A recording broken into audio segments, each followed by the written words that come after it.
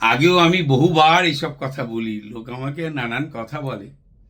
নিজের ওপর আস্থা রাখুন, নিজের ওপর কনফিডেন্ট রাখুন।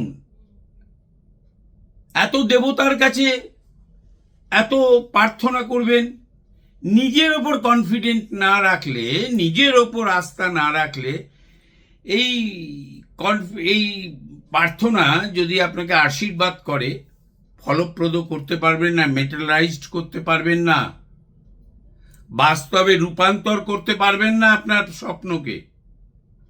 নিজের ওপর আস্থা রাখুন।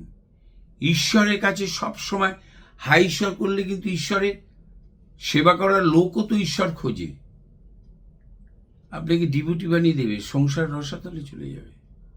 একটু নিজের ওপর আস্থা বাড়ানোর চেষ্টা করুন। যেমন রূপ ভগবান দেয়, আর যোগ্যতা নিজেকে তৈরি করে নিতে হয়। যোগ্যতা নিজেকে তৈরি করে নিতে হয়, রূপ ভগবান দেয়।